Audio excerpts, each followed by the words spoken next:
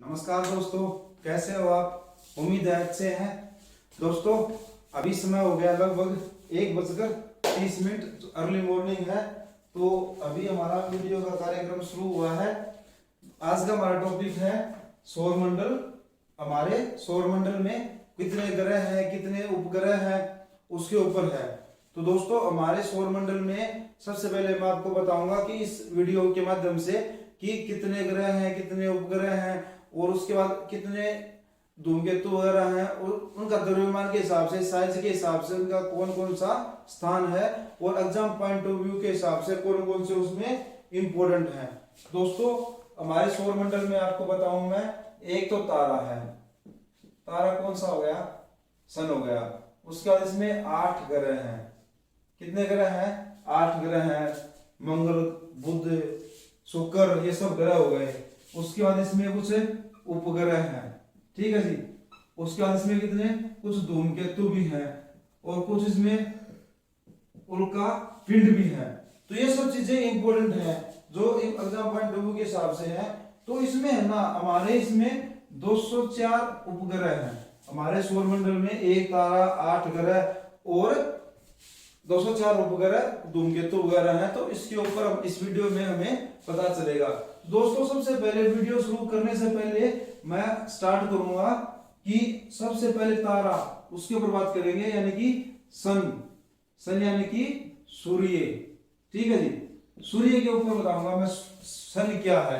तो दोस्तों, पहला पॉइंट क्या हो गया? यह एक तारा है, यह एक तारा है। और दूसरा इंपॉर्टेंट पॉइंट क्या हो गया? यह मतलब इसको मैं सेंटर मान लेता हूं, यानी कि मैं इसको सेंटर मान लेता हूं। ये सन हो गया। ये इसके चारों तरफ ये जो ग्रह है वो चक्कर लगाएंगे। तो वो जो ग्रह कौन कौन से हैं, कितने दिनों में चक्कर लगाएंगे, वो हम इस वीडियो के माध्यम से बताएंगे, ठीक है जी। सन क्या है? तारा है। तो इसी सन से हमें क्या मिलता है? ऊर्जा मिलती है, ठीक है ना। यानी कि ये क्या है? हमारी सौरमंडल का ऊर्जा का स्रोत है।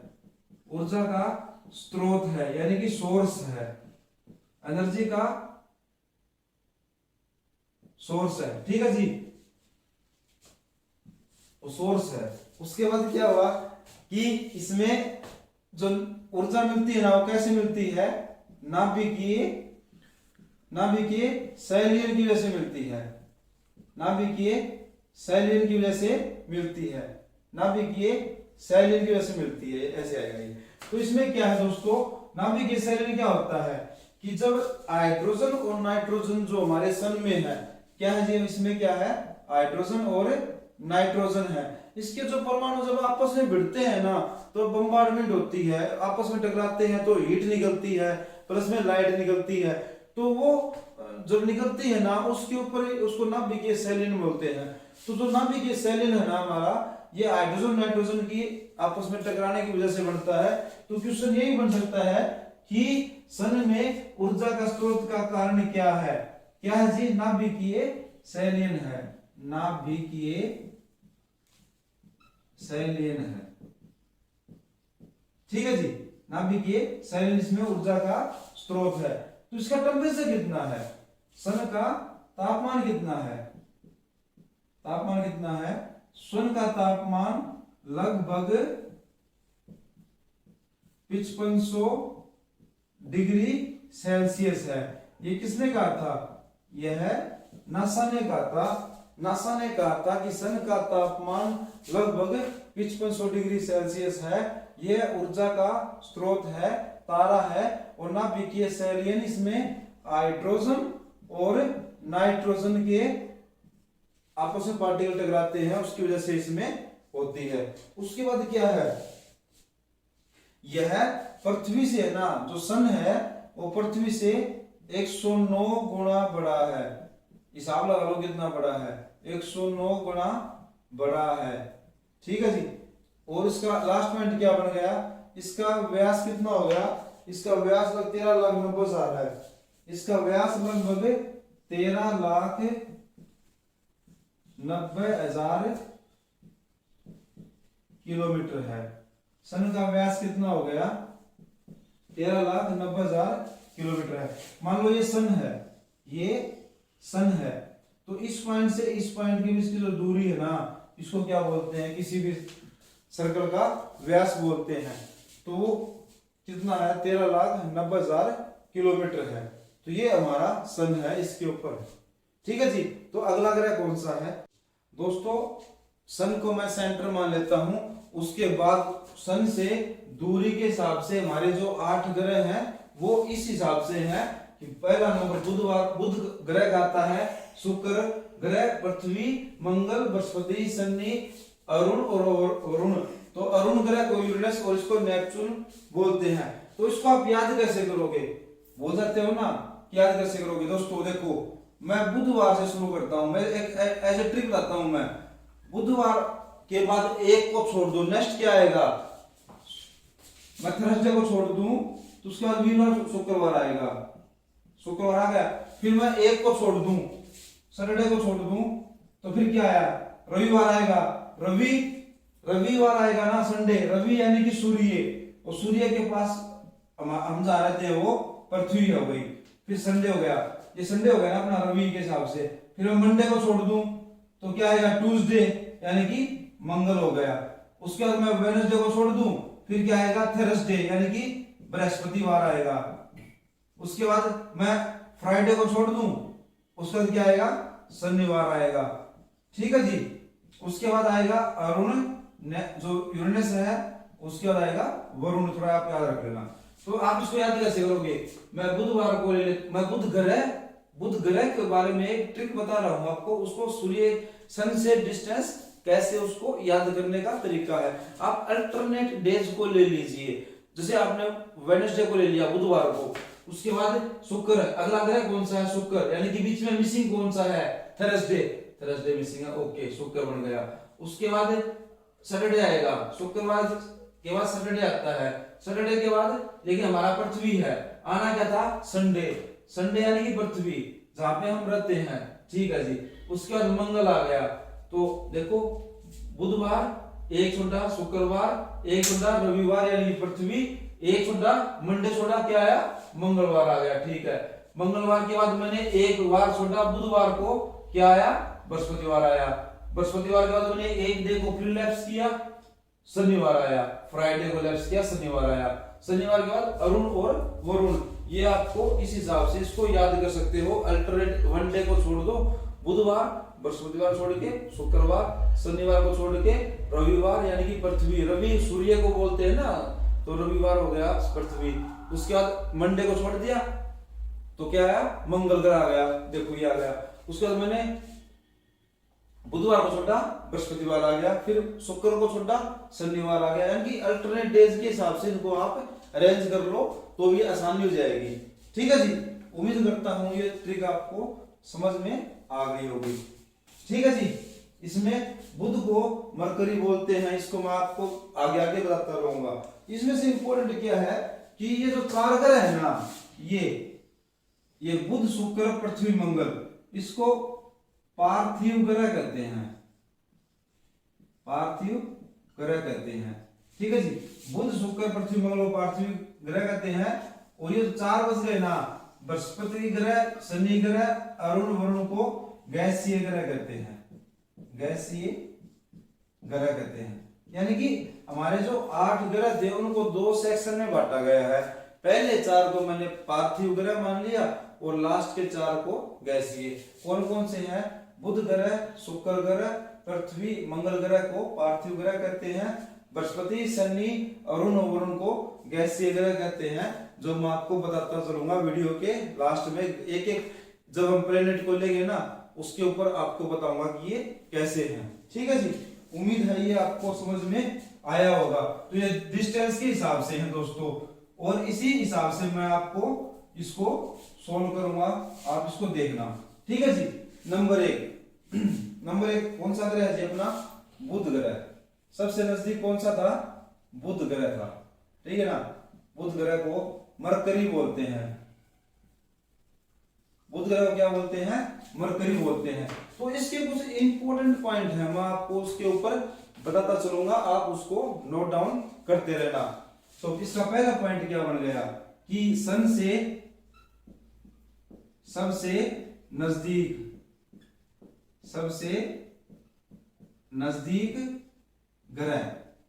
सन से सबसे नजदीक ग्रह कौन सा है जी? क्वेश्चन बन सकता है कि सबसे नजदीक ग्रह कौन सा है? बुध। ठीक है जी।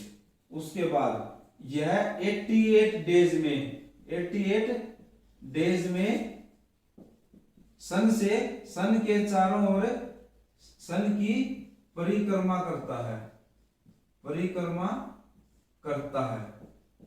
दूसरा पॉइंट ये हो गया। देखो यानी कि ये सन है ना, इसके चारों तरफ चक्कर 88 डेज में लगा लेता है। तो 88 डेज में सन की परिक्रमा करता है, सबसे नजदीक ग्रह है। और उसके बाद क्या हो गया, ये 88 डेज में परिक्रमा उसकी पूरी कर लेता है। तीसरा पॉइंट क्या बन गया इसका? तीसरा पॉइंट बन गया इसका कोई उपग्रह नहीं है, इसका नो कोई उपग्रह नहीं है, कोई उपग्रह नहीं है। उपग्रह यानी कि इसका कोई सैटेलाइट नहीं है, नहीं है। यानी कि इसके चारों देखो ये सन है, ठीक है, इसकी ये हो गया अपना बुध ग्रह, ये हो गया उससे आगे वाला ग्रह। तो जो बुध ग्रह है ना, इसके चारों तरफ चक्कर, जो ग्रह के चारों तरफ चक्कर लगाते हैं, जो ग्रह की परिक्रमा करते हैं चारों ओर, वो उपग्रह कहलाते हैं। जैसे हमारी पृथ्वी का एक उपग्रह कौन सा हो गया? चंद्रमा। वो हमारे पृथ्वी के ग्रेविटेशनल फोर्स के हिसाब से उसके चारों तरफ चक्कर लगाता है। तो लेकिन बुध ग्रह के चारों तरफ कोई भी चक्कर नहीं लगाता, तो इसका कोई उपग्रह नहीं है। उसके बाद इसका इंपॉर्टेंट पॉइंट क्या है कि इसको हम पृथ्वी से नंगी आंखों से देख सकते हैं, नंगी आंखों से देख सकते हैं भाई। तो देख सकते हैं। तो कितने ग्रह हैं जिनको हम नंगी आंखों से देख सकते हैं? 5 ग्रह। 5 जो ग्रह ऐसे हैं जिनको हम नंगी आंखों से देख सकते हैं। उसके बाद इसका अगला पॉइंट क्या बन गया? इसकी खोज किसने की थी? इसकी खोज किसने की थी? इसकी खोज किसने की थी? इसकी खोज गैलीलियो गेल ने की थी। इसकी खोज गैलीलियो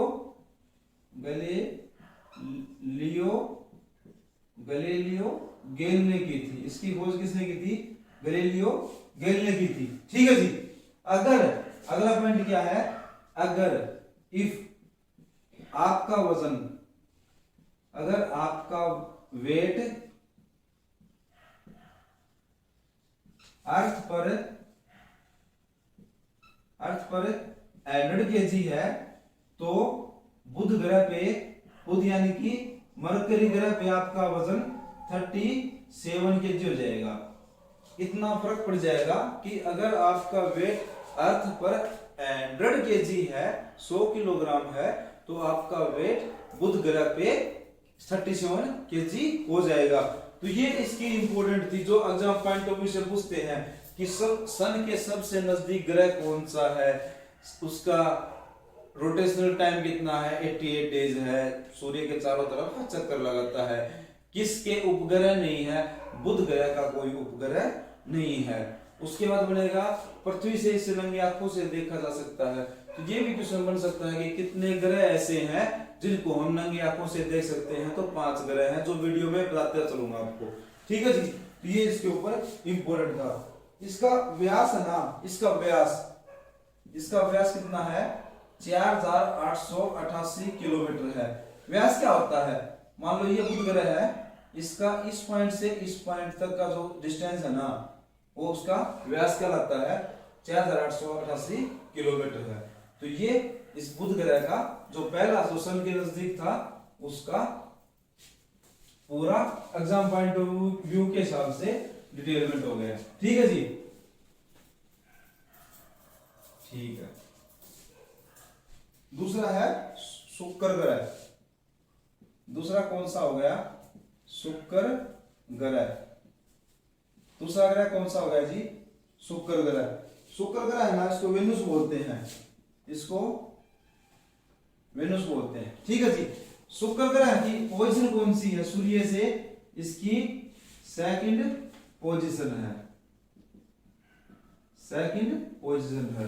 तो ये किसके हिसाब से है? डिस्टेंस के हिसाब से। डिस्टेंस के हिसाब से सन से सेकंड पोजीशन पे है। पहला कौन सा हो गया आपका? बुध था। दूसरा कौन सा हो गया? शुक्र ग्रह, वेनुस। इसका इंपॉर्टेंट पहला पॉइंट ये हो गया। दूसरा पॉइंट क्या हो गया? इसको है ना हम पृथ्वी की बहन भी बोलते हैं। तो पृथ्वी की बहन, क्वेश्चन बन सकता है कि पृथ्वी की बहन कौन सा ग्रह है? कौन सा प्लेनेट है? शुक्र ग्रह। उसके बाद बोल सकते हैं इसको सांझ का तारा। सांझ का तारा यानी कि जो इवनिंग में आपको दिखाई देता है वो कौन सा हो गया आपका? शुक्र ग्रह। इसके बाद सुबह का तारा भी बोलते हैं इसको, सुबह का तारा। पृथ्वी की बहन, सुबह का तारा, सांझ का तारा, ये कौन सा ग्रह हो गया? अपना शुक्र ग्रह। पृथ्वी के सबसे नजदीक ग्रह, पृथ्वी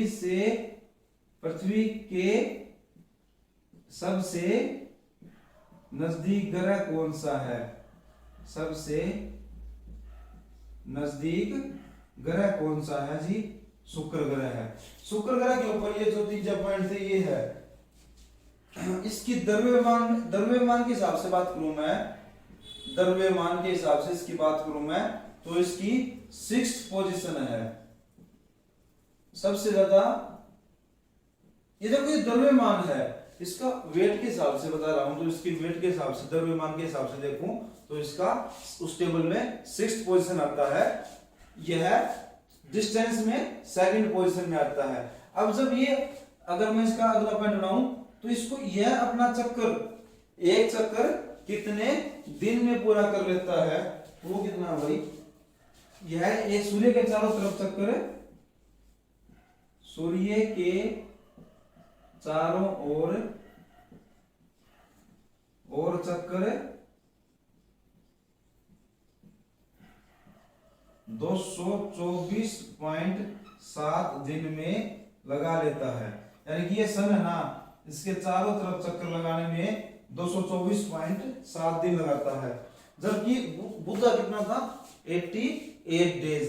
तो आपसे एक क्वेश्चन पूछ सकता है, देखो इंपॉर्टेंट कुछ देखा जाए तो जीके में कुछ भी पूछ सकता है। आपसे पूछ से पृथ्वी की बहन, 4 ऑप्शन पता है, शुक्र है जी। सुबह का तारा शुक्र है जी। शाम का तारा शुक्र है जी। पृथ्वी से नंगी आंखों से देख सकते हैं। पहला बुध को देख सकते थे, दूसरा कौन सा हो गया? शुक्र ग्रह। तो मैंने आपको 5 ग्रह बताए थे, जिनमें से दूसरा ग्रह कौन सा हो गया जिसको नंगी आंखों से पृथ्वी से देख सकते हैं? शुक्र ग्रह। इसकी सन से डिस्टेंस कितनी है? 2nd पोजीशन है। पृथ्वी की बहन कौन सा ग्रह है? शुक्र ग्रह है। तो ये इसके ऊपर क्वेश्चन बन सकते हैं। अब देखो एक क्वेश्चन और इंपॉर्टेंट है इसका। सब देखो ये सबसे अधिक चमकीला ग्रह है, ये बहुत इंपॉर्टेंट पॉइंट है। सबसे अधिक चमकीला ग्रह, ठीक है जी। सबसे अधिक चमकीला ग्रह कौन सा है? 8 ग्रहों में सबसे अधिक चमकीला ग्रह कौन सा है? शुक्र ग्रह है, वेनुस है, वेनुस। ठीक है जी। तो ये सबसे इंपॉर्टेंट है। ये इसके 1 2 3 4 5 6 7 पॉइंट थे जो एग्जाम में अक्सर पूछे जाएंगे, तो वो आपको मैंने बता दिया। ठीक है जी, 2 हो गए। अब तीसरा ग्रह कौन सा है जिसपे डिस्टेंस के हिसाब से, जिसपे आप और मैं रहते हैं? कहां पर रहते हो भाई? नीला ग्रह। कौन सा ग्रह है जी?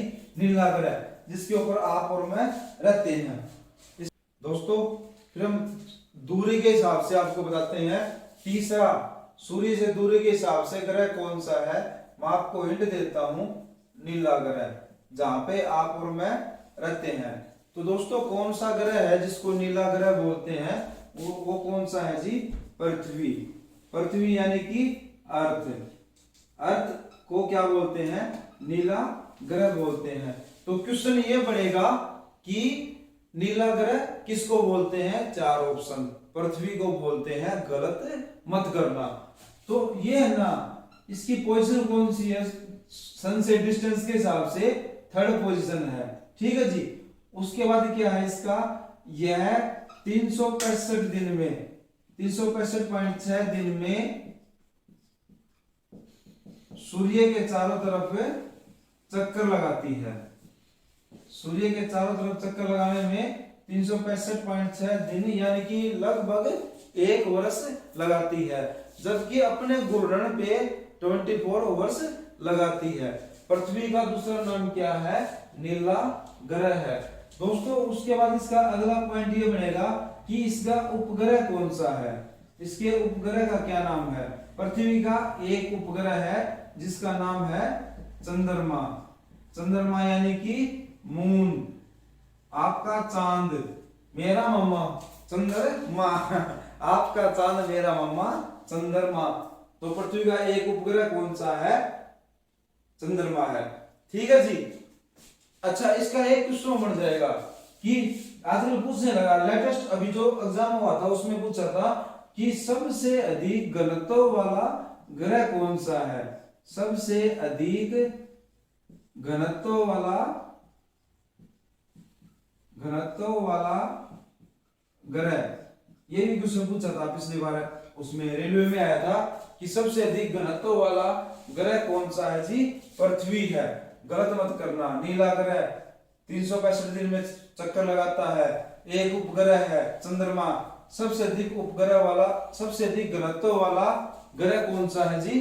उसका नाम उसका पृथ्वी है। अब इसके जो चंद्रमा है ना, चंद्रमा जो चंद्रमा है उसके अध्ययन को क्या बोलते हैं?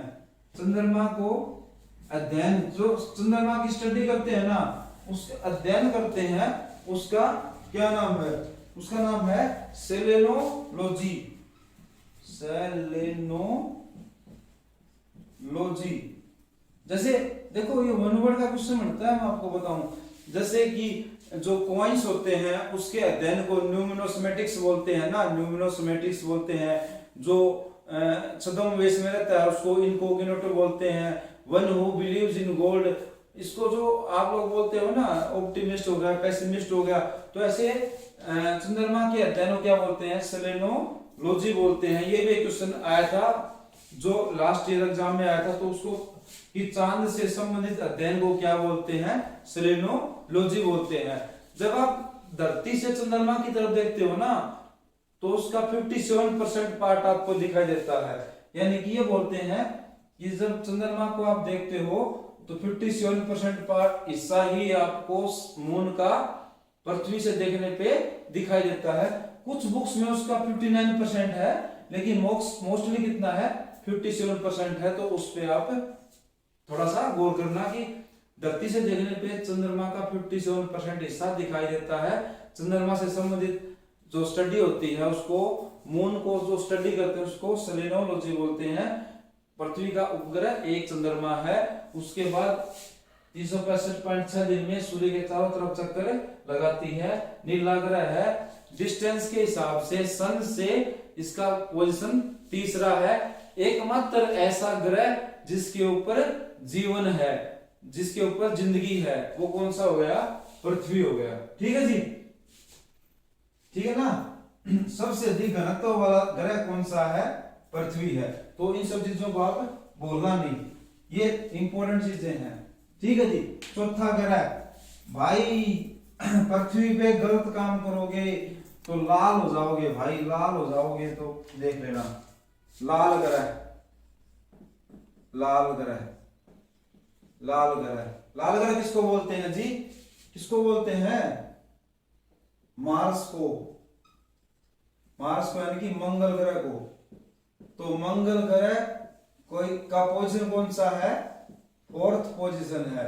सूर्य से दूरी मंगल ग्रह की पोजीशन कौन सी है? 4th है। इसको लाल ग्रह भी बोलते हैं। तो इसमें मोस्ट इंपोर्टेंट पता है क्या है? कि मंगल ग्रह है ना, इसके कितने सैटेलाइट हैं? पृथ्वी का एक था, बुध का और शुक्र का कोई सैटेलाइट था ही नहीं। तो लाल ग्रह यानी मंगल के कितने उपग्रह हैं? 2 उपग्रह हैं, 2 उसके सैटेलाइट हैं। कौन कौन से हैं जी? एक तो है फोबोस,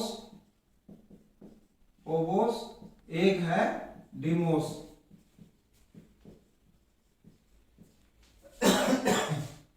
ये जो डिमोस है ना, ये जो डिमोस है, यह है क्या है?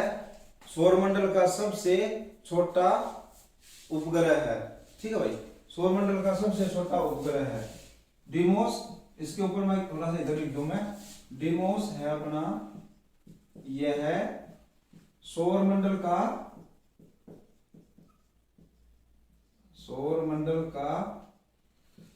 सबसे छोटा उपग्रह है। तो दो क्वेश्चन बन गए इसमें कि लाल ग्रह किसको बोलते हैं, मंगल को बोलते हैं। मंगल ग्रह एक ऐसा ग्रह जिसके ऊपर जिंदगी की तलाश जारी है कि वहां पर भी शायद जिंदगी हो सकती हो, चांसेस ज्यादा है। उसके बाद इसके कितने उपग्रह हैं, दो हैं, फोबोस और डिमोस, जिसमें डिमोस है वो अपने सौरमंडल का सबसे छोटा उपग्रह है। तो ये इसके इंपोर्टेंट थे। यह है ना 687 डेज में सन के चारों तरफ चक्कर लगा अपना एक पूरा कर लेता है। तो ये इसका इंपोर्टेंट था, इसके ऊपर इतना ही बनेगा। तो ये इतना आप इसको याद कर लेना, समझ लेना, ये इंपोर्टेंट है। ठीक है जी, ये कितने दिन में पूरा करता है चक्कर, 687 डेज में। ठीक है जी। हाँ, एक बात बताना भूल गया, अगर आपका अर्थ पे 100 kg वेट है, अगर आपका अर्थ पे 100 kg वेट है तो मार्स पे 37 kg वेट हो जाएगा आपका। ये उसका एरिया है, ये काफी वेट है, मार्स पे है। ये 100 kg वेट कहाँ है आपका, अर्थ पे है। तो 100 kg वेट हो तो वहां पे कितना हो जाएगा, 37 kg वेट हो जाएगा। कम वेट है तो आपका क्या हो जाएगा, ग्रेविटेशनल फोर्स कम हो जाएगा, तो छलांग लगाने में आसानी होगी। क्योंकि बोलते ना, अगर आप अर्थ पे 1 फुट छलांग लगाते हो तो वहां पे मून पे 6 फुट छलांग लगाओगे, क्योंकि वहां पे ग्रेविटेशनल फोर्स कम है, एयर प्रेशर नहीं है, तो ये सब चीजें वहां पे काउंट होंगी। ठीक है जी। अगला है हमारा जो ग्रह है वो जुपिटर है। कौन सा जी, जुपिटर। पांचवा ग्रह कौन सा हो गया हमारा, बृहस्पति। बृहस्पति, जुपिटर। ठीक है जी। बृहस्पति, इसका इंपॉर्टेंट क्या है, इसकी पोजीशन कौन सी है, सन से 5वीं है। इसका क्या है पता है, यह द्रव्यमान के हिसाब से, द्रव्यमान के हिसाब से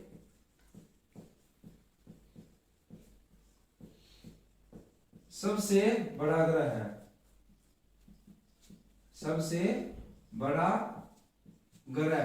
द्रव्यमान के हिसाब से सबसे बड़ा ग्रह कौन सा हो गया, बृहस्पति ग्रह हो गया। इसके उपग्रह कितने हैं, इसके उपग्रह कितने हैं, इसके उपग्रह 79 है। इसके उपग्रह कितने हैं जी, 79 है।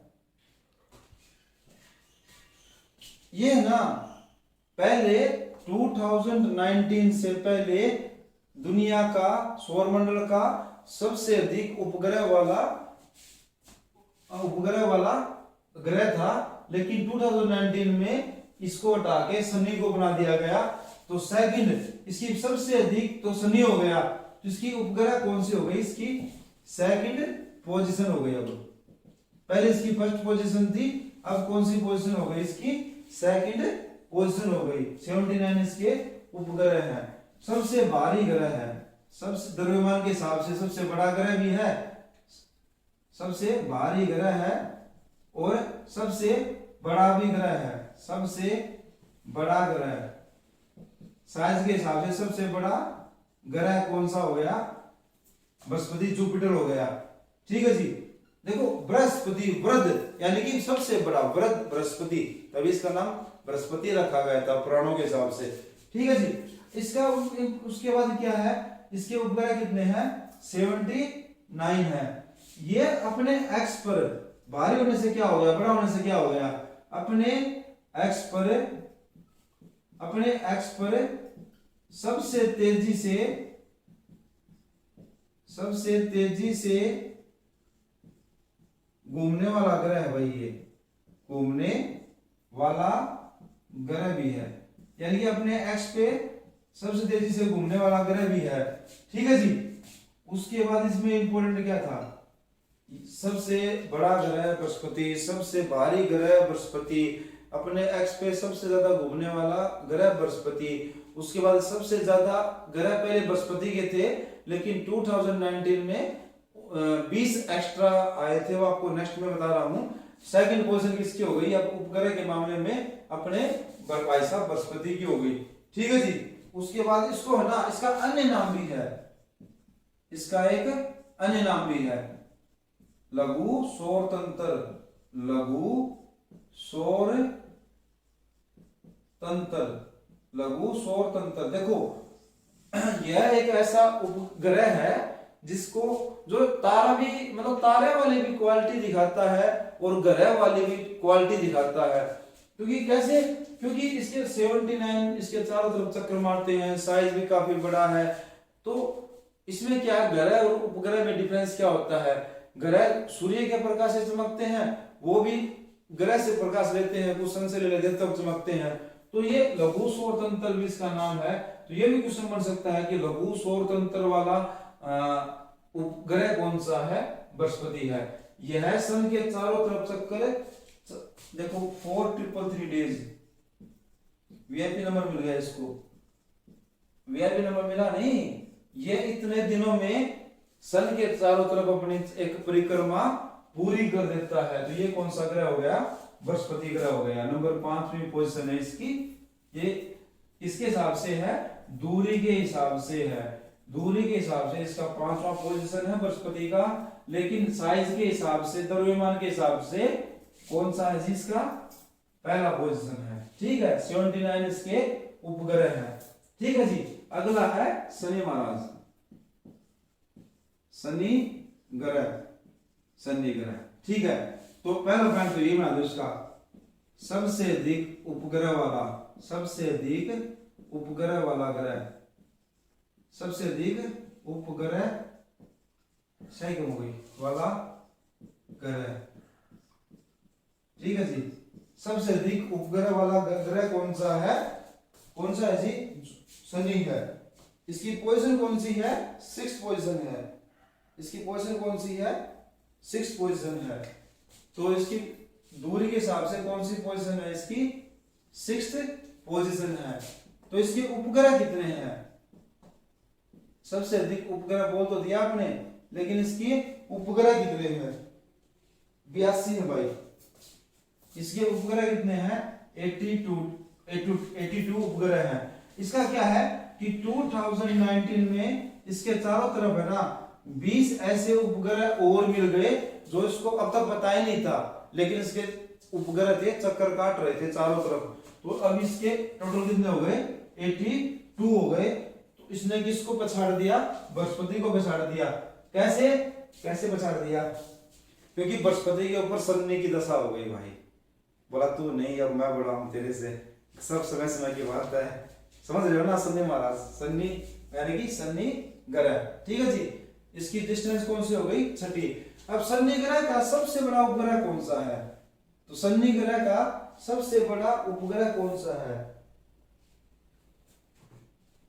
टाइटन। टाइटन, टाइटन सबसे बड़ा उपग्रह है, इसका सबसे बड़ा उपग्रह है। तो शनि का सबसे बड़ा उपग्रह कौन सा है, टाइटन। तो क्वेश्चन ये पूछ सकता है ना कि सबसे अधिक उपग्रह किसके हैं, सबको याद हो गया, 82 हो गया वह शनि का। लेकिन क्वेश्चन एडवांस लेवल पे पूछने लगे कि शनि के इतने उपग्रह हैं 82, लेकिन उसमें सबसे बड़ा उपग्रह कौन सा है, टाइटन। टाइटन, ठीक है जी। टाइटन सबसे बड़ा उपग्रह है। यह शनि ग्रह है, वो सन के चारों तरफ कितने दिन में चक्कर लगाता है, ये चक्कर लगाता है 10,759 डेज में। सन के चारों तरफ ये क्या करता है, अपना एक चक्कर पूरा कर लेता है। मोस्ट इंपोर्टेंट ये है कि 10,759 दिन में यह एक चक्कर पूरा करता है। अब इसकी विशेषता क्या है, इसकी विशेषता क्या है, इसकी विशेषता क्या है कि जो इसकी जो मध्य रेखा है ना, इसकी जो मध्य रेखा है, मध्य रेखा के चारों ओर एक विकसित वलय बनते हैं। क्या बनते हैं? वलय, यानी कि रिंग जैसे बनते हैं। जैसे देखो कि ये अपना ये हो गया, इसके चारों तरफ है ना, इसके चारों तरफ ऐसे ऐसे एक वो छल्ले बनते हैं, एक छल्ले बनते हैं, छल्ले बनते हैं ना, इसलिए देखने में अच्छा लगता है बहुत ज्यादा। इसके चारों तरफ एक वलय बनते हैं, एक विकसित वलय बनते हैं, इसकी एक विशेषता हो गई। तो इंपॉर्टेंट ये होगा इसमें कि सबसे ज्यादा उपग्रह किसके हैं? शनि के हैं। पोजीशन कौन सी है? छठी है। तो जो उपग्रह है, तो सबसे बड़ा उपग्रह कौन सा है इसका? टाइटन उपग्रह है। तो ये इसका शनि का छठा पोजीशन था।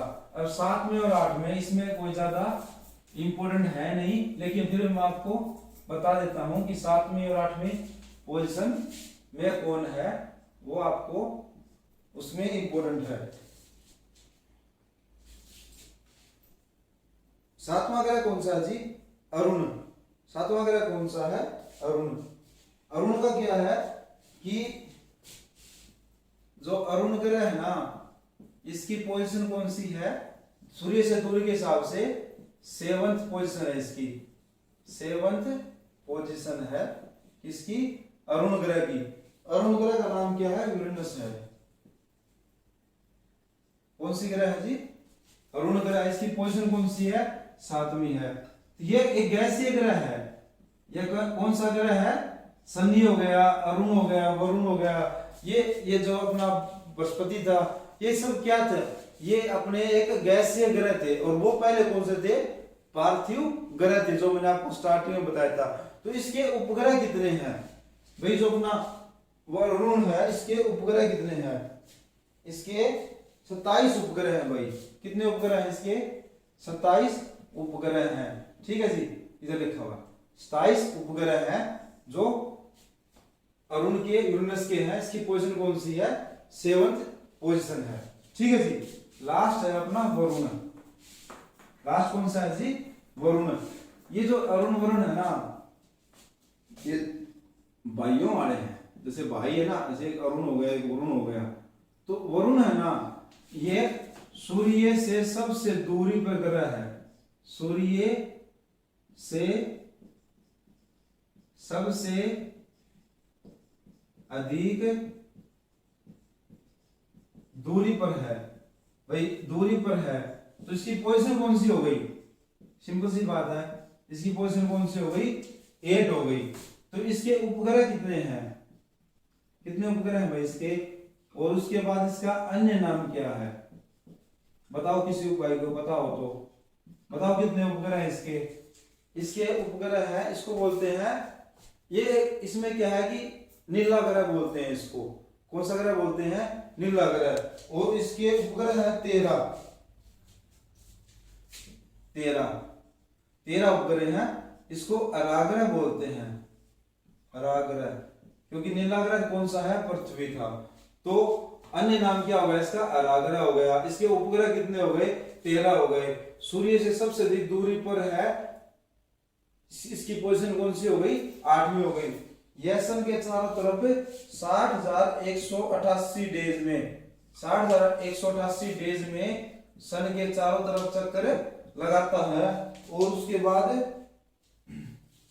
यह सबसे ठंडा ग्रह है। सबसे ठंडा ग्रह, सबसे ठंडा ग्रह। सबसे ठंडा ग्रह कौन सा है भाई? वरुण है। अन्य नाम क्या है इसका? अराग्रह। इसके उपग्रह कितने हैं? 13। सूर्य से इसकी पोजीशन कौन सी है? 8वीं है। और उसको इंग्लिश में क्या बोलते हैं? नेपच्यून बोलते हैं। इसके इंग्लिश में क्या बोलते हैं? नेपच्यून बोलते हैं। ठीक है जी। तो दोस्तों, ये हमारे 8 ग्रह थे जो हमारे सन से डिफरेंट दूरी पे थे। सबसे पहले कौन सा ग्रह था? आपको मैं रिमाइंड करा दूं तो बुध था। उसके बाद एक को छोड़ दो, जैसे मैं इसको वीक में कन्वर्ट कर दूं, बुधवार मैंने बृहस्पतिवार को छोड़ दिया, शुक्रवार यानी कि शुक्र ग्रह, फिर मैंने शनिवार को छोड़ दिया, संडे आ गया, यानी कि संडे यानी कि रविवार। रवि सूर्य को बोलते हैं, मैं पृथ्वी पर रहता हूं, मैंने पृथ्वी को ले लिया। पहला कौन सा था? बुधवार, बृहस्पति को छोड़ा, शुक्रवार, शनि को छोड़ा, पृथ्वी यानी कि संडे हो गया। उसका मंडे को छोड़ा, मंगलवार, बुध को छोड़ा, बृहस्पतिवार, शुक्र को छोटा, शनिवार, उसके बाद अरुण और वरुण हो गए। तो उसके बाद कौन से हो गए? अरुण और वरुण। तो ये एक एक डे के हिसाब से भी आप उसको याद कर सकते हो। तो क्वेश्चन बहुत से बन सकते हैं कि सुबह का तारा कौन सा है, सांझ का तारा कौन सा है, लाल ग्रह कौन सा है, हरा ग्रह कौन सा है, सबसे अधिक चमकीला ग्रह कौन सा है, सबसे अधिक उपग्रह किसके हैं, टाइटेनम किसका उपग्रह है, कौन सा ग्रह है जो पृथ्वी के सबसे नजदीक है, पृथ्वी किन किन दो ग्रहों के बीच में है। तो क्वेश्चन बहुत बन सकते हैं। आपको क्या है, इस वीडियो के माध्यम से आपको पता चल जाएगा, क्योंकि मैंने दूरी के हिसाब से जब वो चैनल बनाया था तो आप उसमें देख लेना कि पृथ्वी के इधर कौन सा ग्रह था, उधर कौन सा ग्रह था। तो ये सब चीजें इंपॉर्टेंट है। उम्मीद करता हूं ये वीडियो आपको पसंद आई होगी। दोस्तों पसंद आई हो तो प्लीज वीडियो को लाइक और हमारे चैनल को सब्सक्राइब करें, जिससे कि मैं आपको और अच्छी अच्छी ऐसी वीडियो बना के आपके सामने ला सकूं, जिसकी वजह से सब अच्छा हो। कर भला दो भला। नमस्कार।